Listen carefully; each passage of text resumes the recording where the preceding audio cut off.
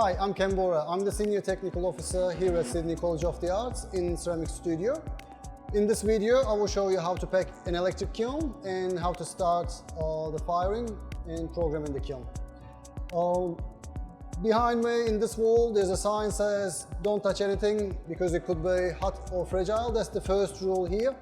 When you approach anything in the electric kiln room, it could be the kilns or it could be the works. They could be either hot or fragile or both. Before start packing a kiln, the first thing you need to check is the bookings. Never take over anyone's booking or never interrupt any firing of someone else's. Then you need to check your work area. It should be cleared of any kind of trip hazards. It could be shelves or the kiln shelves. You never should be leaving the shelves leaning to a kiln or to any furniture.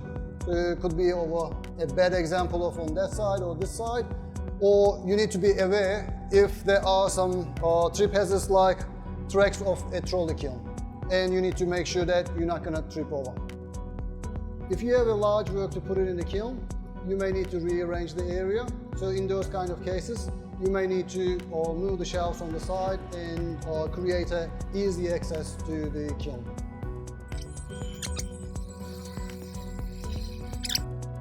Before start packing your kiln, the first thing you should do is checking the kiln, inspecting internally and externally for any kind of damages.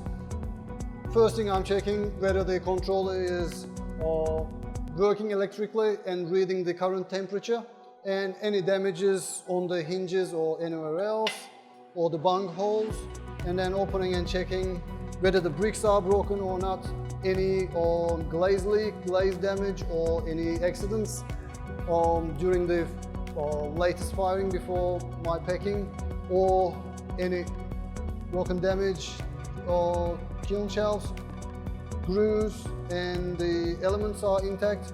If nothing shows me any damage, then I will go ahead. Before starting, I will check in if there is no debris from the previous firing, I will go ahead. But if, let's say, the previous user used sand or alumina calcine, which is quite a common practice, or an explosion happened during the firing and some debris left, you need to use a vacuum cleaner to clean all that mess before you start, to not to damage your works.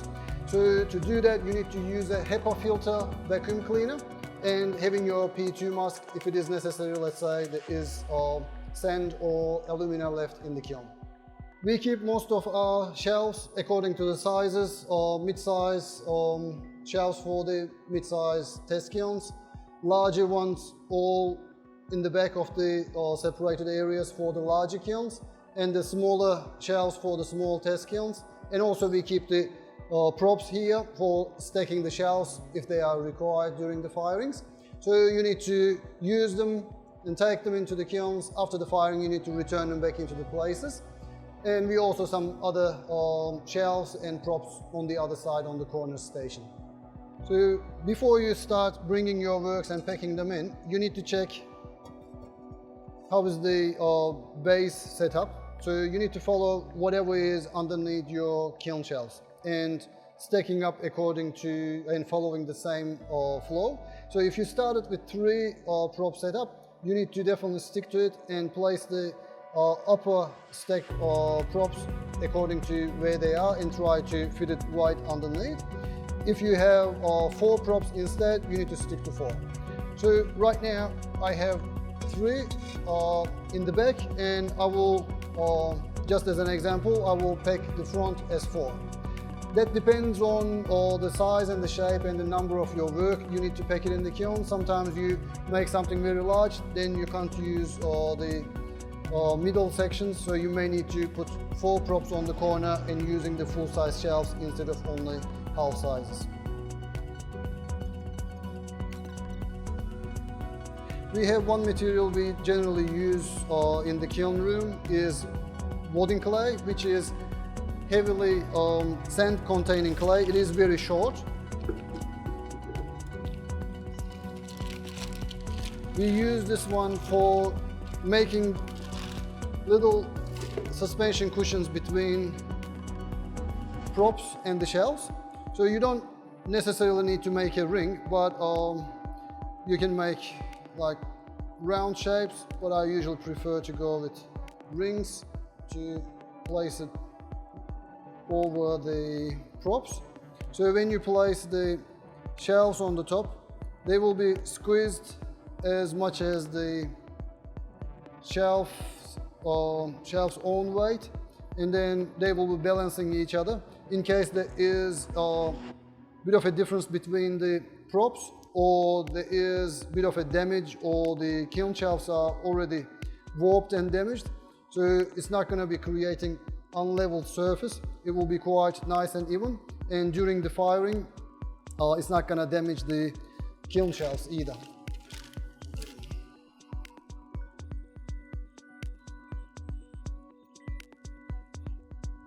You don't have to necessarily use wooden clay in the 3 prop set, but if you are using 4, you have to, otherwise it will be definitely wobbling.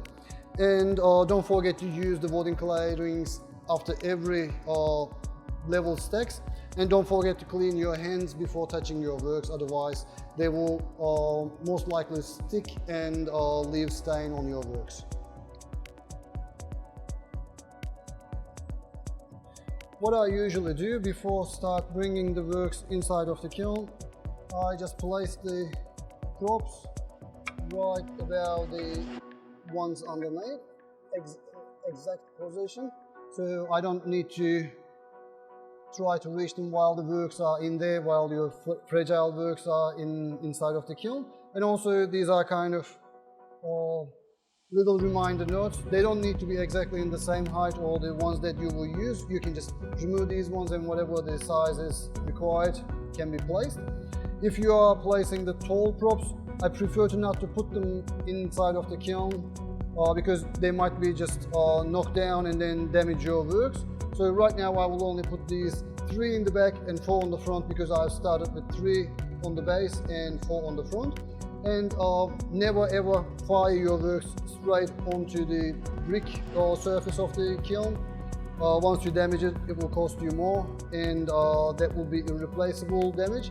But if you put it on the shelf, shelves can be replaceable.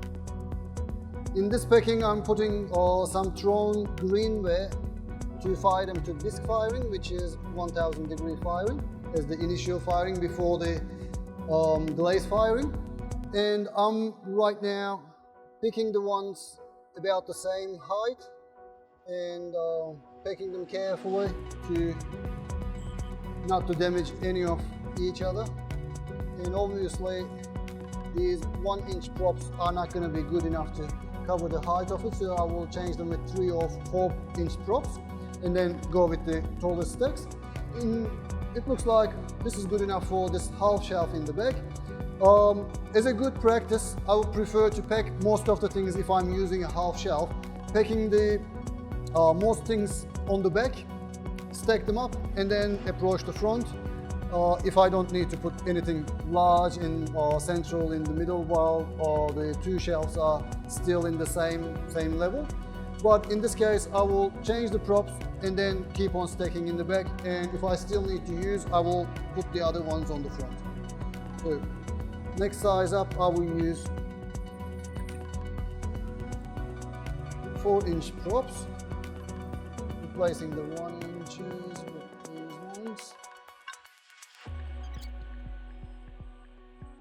They don't need to be perfect, as long as they cover the top surface of the props, they will do their job. And if you have many works, far too many to pack it in short time, it's a good idea to keep it in the bag, because this clay dries really fast. So now I will get more shelves, put them in. While you're stacking your shelves up, be extremely careful while you're placing not to drop it or damage your works, and make sure that all the works are below the prop size. Then they're not going to be squeezed with the heavy weight of the kiln shelves. And be very careful about your back. Sometimes large and heavy shelves they become extra hard to put it into place because you need to be very precise while you're placing them on the place. All right, now I will go and wash my hands and then come back and keep on packing. I will keep on packing the similar size works, and I already know what size prop that I will need. Here, just checking whether it is aligned with the other two props underneath. So it will be nice and strong. Otherwise, if you pack them or if you switch between 3 and 4, what could happen? You keep on along with the corners of this bag, but then you will start putting extra pressure in the middle if you're switching from 4 to 3, and then you will end up with a crack in the long-term use on your shelves. So that's why you need to keep the same support on the same line not to cause any deformation, warp or cracks of your kiln shelves. All right, let's put more of these works. Because it's bisque firing packing, you don't need to worry too much about whether the works are touching each other, because they're not going to melt and stick together like the glaze firing issues. But if you are packing your works for glaze firing, you definitely need to be careful. The glaze surface may touch each other and glue each other. Then the only way to split them apart is damaging one or the other or both of the ceramic works. So in this case, you don't need to worry. In some cases, you can even stack the works, but because these works are quite fragile, I prefer to keep them separate to each other, and I have plenty of space right now. I will just pack them very spaciously. All right, more wadding clay.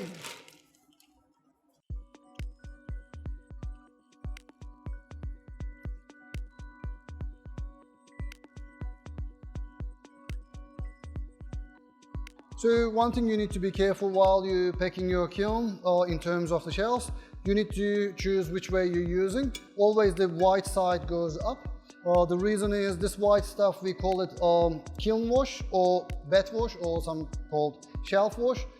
That's heavily alumina calcined bearing application. So if there's a glaze drip or if clay melts, it prevents to ruining your kiln shelf. So it doesn't mean that it will definitely save it, but it will prevent to make it worse. So it comes with disadvantage, but it will come with one disadvantage. If you put it this way, this material now it sticks well on the surface, but by the years you may apply many more coats, and if you put it upside down, it may start to shell off, and then it ends up on your glazed works and it will stick to your glazed ceramic. Then you can't really remove it easily. So now, nice and safe. 4-inch props.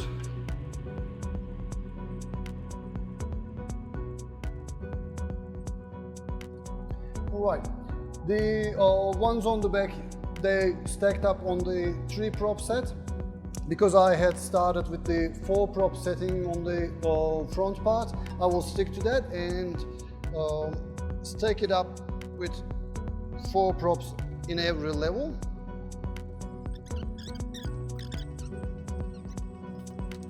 Right, now all the works I need to fire the inside of the kiln. It's not obviously a very heavy load, but I don't have anything smaller than this kiln. All the other test kilns are much smaller for this much works.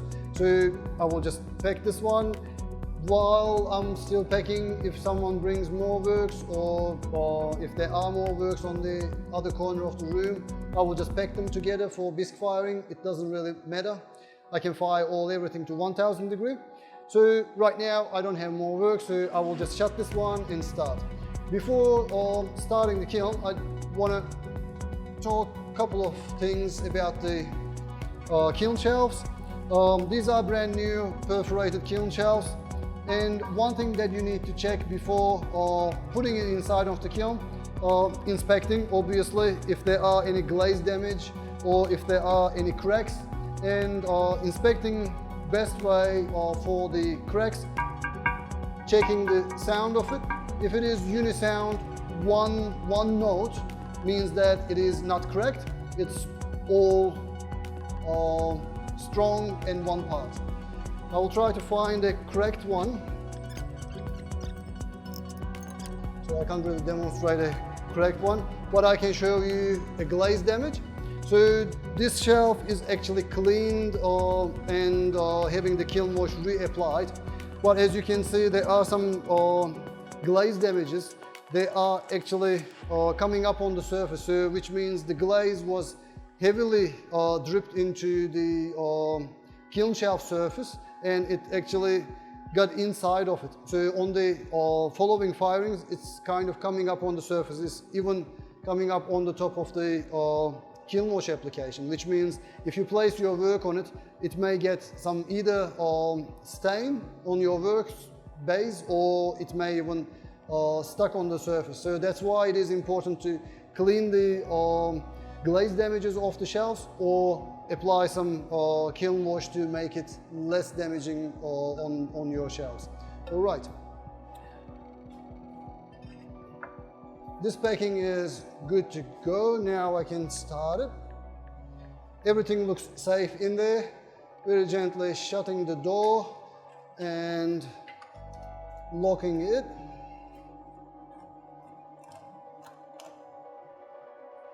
Don't do it very tight, like as much as it can go. As long as it's not moving or the door is not moving where it is, it's all good to start. If you don't have any ventilation system like this on the top of the kiln, it is a good idea to take the bungs off, and also there are a couple of other bungs on the top. So leaving these ventilation holes open will discharge all the oxides out, so it's not going to accumulate all the gas emission inside of your kiln. So because the ventilation up and running as soon as you turn your kiln on, it will do all that job, so you can block it from the front. You don't need to worry about it at all. So here it is now. We are programming for disc firing.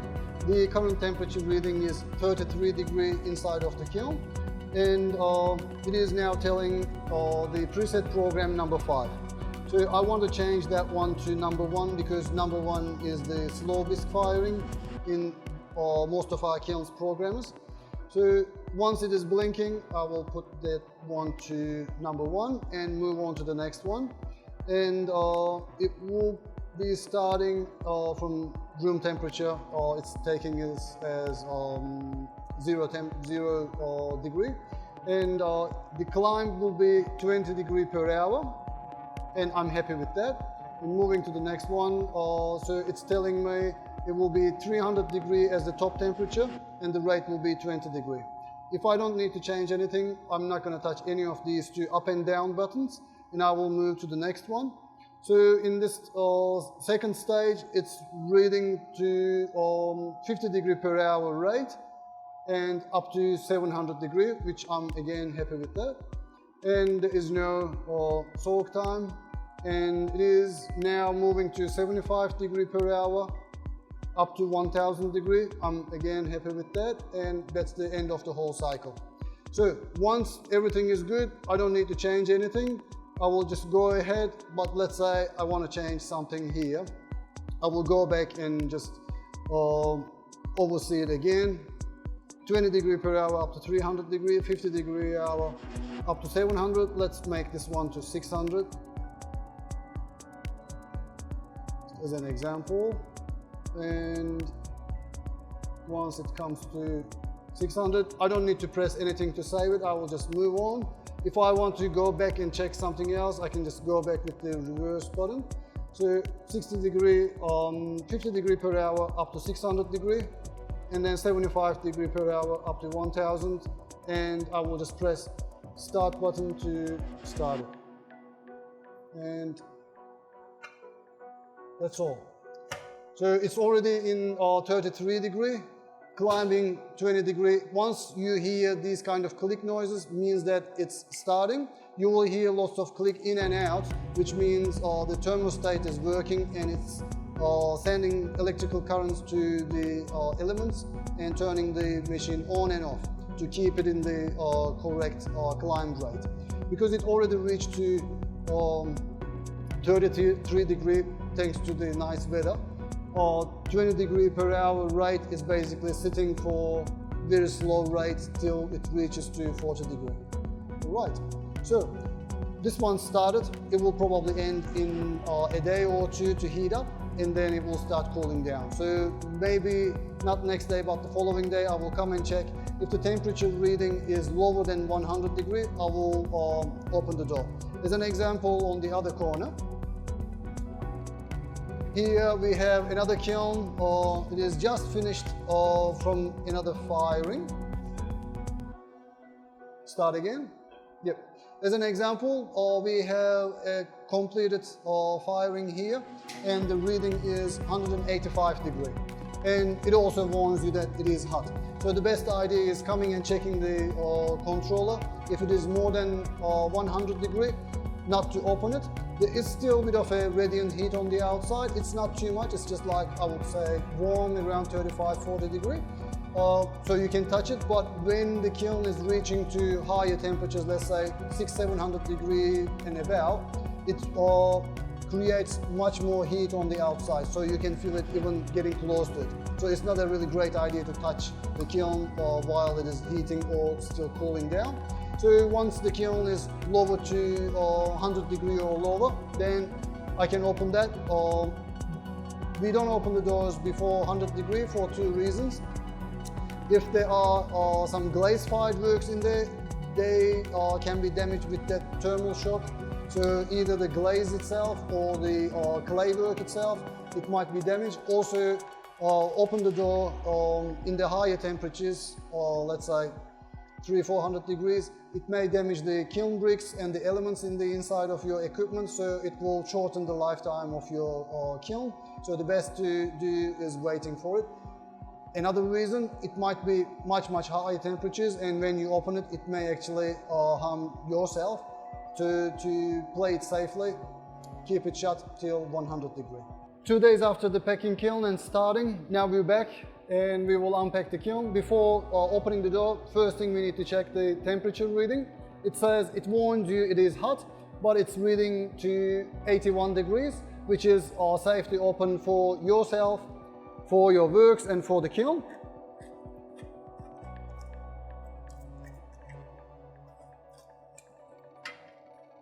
Let's see what happened. By the look, they didn't change much, but the color obviously changed. It was more grayish to white. Now it's more pinky white color, and they're much stronger, much robust works now, easier to handle, but still you need to be careful. They are quite warm because it is reading 81 degrees. But the temperature reading gauge is right here. This little stick is what we call thermocouple. That's one thing you need to be very careful while you're packing and unpacking. So you should be careful not to knock that one out. Otherwise, you're not going to read any of the heating in the kiln. So this controller is actually not going to work. So what you basically do, pick them up and carefully place them in. These small works are gonna cool down really quickly, so I don't need to worry about getting gloves. So they are quite warm, I would say maybe 50 degrees or so. So they're not too bad to hold it and move. But when it comes to lifting a kiln shelf, which is quite a heavy thing, it is better to get the protective gloves, which we keep here, 2 pairs. They are leather gloves with some wool support in the inside, so they're going to protect you very well. When you lift the kiln shelf, you need to be careful about not to touch anything or move the things could cause fall and damage of your works. So after you move these ones, they go back into the storage area, and then you can continue working with your bare hands. I prefer to touch the works with clean hands instead of touching with old leather gloves. They may leave some marks. They shouldn't stay in the glaze firing. Any possible mark should burn, but you still can't know. They may leave a bit of marks.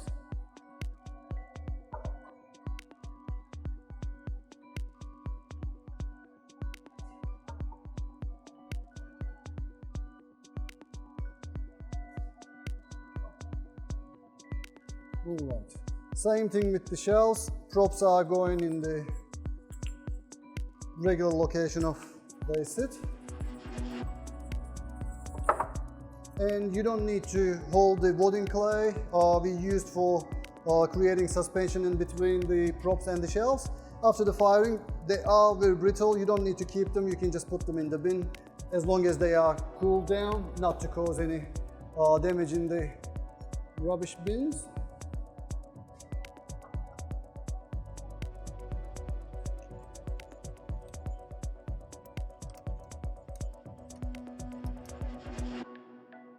And the best idea is not rushing while you're unpacking, or actually while packing as well. Handle things one by one instead of stacking and carrying them around. This is much safer way.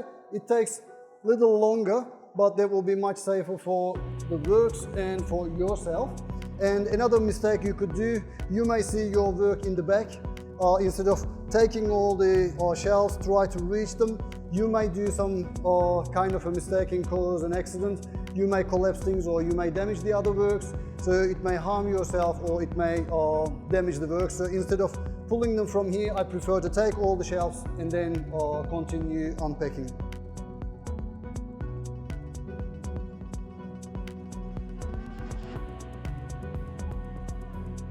And if the kiln is still quite warm, like in this situation, it's reading now 73 degrees. We tend to think hot air rises and accumulates the higher heat on the top, but because it's more protected towards the bottom in the back of the kiln, some of the works that you're touching might be actually warmer than the other ones that you pulled off.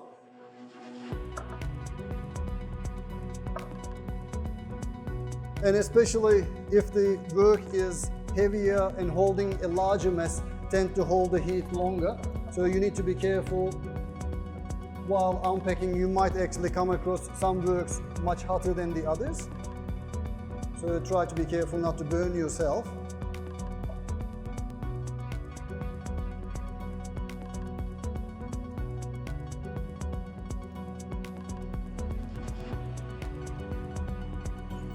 After your unpacking is over, one thing you need to do is just inspecting whatever is left behind in case if there was an explosion, which tends to happen in the bisque firing. If your work is not completely dry, or if it is not made correctly, it may explode and travel around the kiln. They may end up inside of the grooves, or they may travel all around and end up in the different levels. So the best thing is to look around. If your works are not damaged, it means it was a successful firing, so you don't really need to worry about cleaning or anything. But again, check around. If you find any debris left, you need to vacuum it.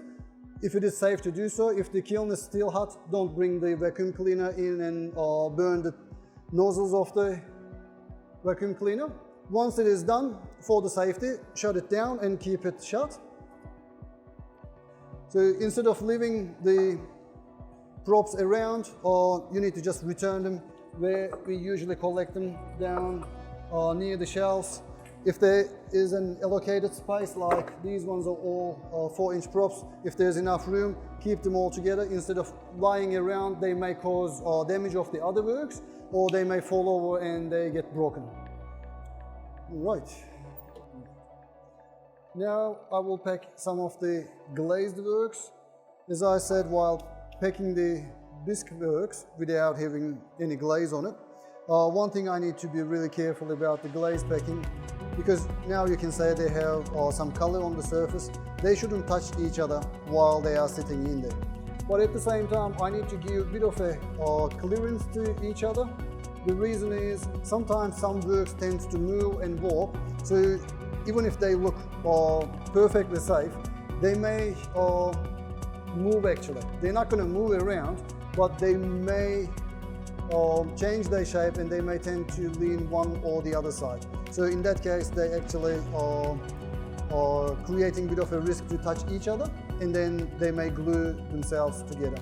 Even though I don't have many works here, I'm still glazing more, so I will stack the works on top of each other. I mean, I will put the shelves and then put another stack here.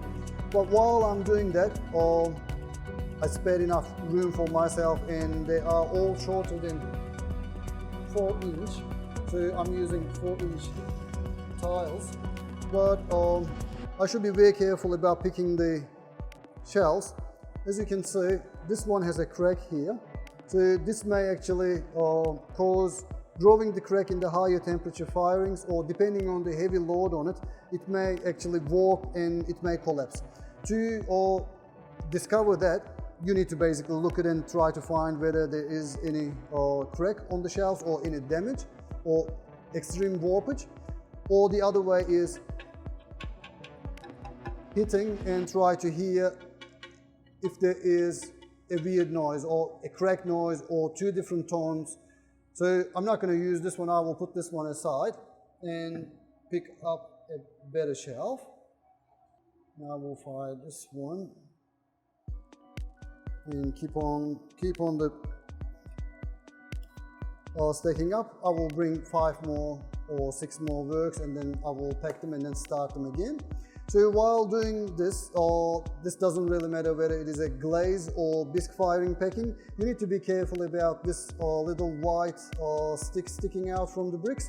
That's our thermocouple, which is reading the temperature, and then the controller is working accordingly. So if any damage happens to this little porcelain stick, that may end up with malfunction of your kiln. It may not operate at all, or it may read completely strange. In the ceramic studio, we generally move the works if they are small and many. We use some of the timber boards. Sometimes we use larger ones, but for the smaller works, transportation of the smaller works, we usually use these kind of little boards. And in some cases, it looks like the best option to put it on the top and then transfer your works and pack them in the kiln is the best idea. But I can't really agree with that. The reason is you put your works in and you most probably forget your board on the top, and then after you're turning your kiln on, it will burn. So it stays on the top. Even though we have a great insulation with the bricks here, still there will be lots of heat is reflecting on the outside. And if they are even closer to the bung hole on the top, it is more likely to burn that timber. So to keep the studio away from the fire hazards, the best is taking this board after the works are packed in the inside, taking it away and return it to the throwing room, and then everything will be nice and safe. And there's also another reason for not to leave anything on the top of the kiln. Times to times we separate the transportation board, these little timber bats, with piece of newspaper or some paper towel to not to allow your work to stick on it. So when you place it in, it might be sucked into this ventilation hoses, so it will basically block the hose, or it may damage the system. So if there's a newspaper or paper towel, it might be sucked in, and then you might even injure yourself while trying to catch it or try to stop it. So don't place anything on the top of the kiln, or don't leave it permanently. Over the weekend, this kiln is heated up and cooled down, so the firing is over and the reading is now 24 degrees. It's completely safe to open. So now I will demonstrate to you how to unpack a glaze fired works. So basically you need to be very careful as usual packing and unpacking of the works. One thing you need to be careful about the glaze works, you need to be careful with the bottoms. There may be some glaze leak and they may be touching the surface of the kiln shells, and this causes some sticky accidents. So you may be able to just crack them and remove them without damaging the kiln shells or the works, but they may leave some sharp edges. So while you're moving, it's better to not to rip your finger around and then cut your fingertips. And what I do, take them and keep them in a safe place, and the kiln shelf comes out and goes into where we keep, and the props, I take them to their own homes as well, and then the works. So I will just inspect them whether they're all good. I will check the glaze color, creation and the quality later, but I will just unpack the kiln completely first, and I will come back for that. So I was talking about, while glaze packing, I was talking about if the works tend to change the shape and warp. As you can see, these two were quite in the same kind of round shape, but as you can see here, because of the unevenness in the thickness of the cup, it tends to warp and turn more into elliptical shape. So if I thought, oh, that will be all right to put it next to each other and pack them really tightly, they may actually touch each other and glue themselves. Then after the firing, only thing I can do is just separate them with a damage in either one or both sides. So while you're packing, you need to be very careful not to put them very closely in case of the warpage or deformation. Right. And once the unpacking is over, we again check whether there was any damage on the shelves or on the bricks. Your work may actually touch the bricks and then glue themselves to the bricks as well, so those kind of accidents may happen. If nothing happened, these kind of accidents, you just leave it as all and leave it safe.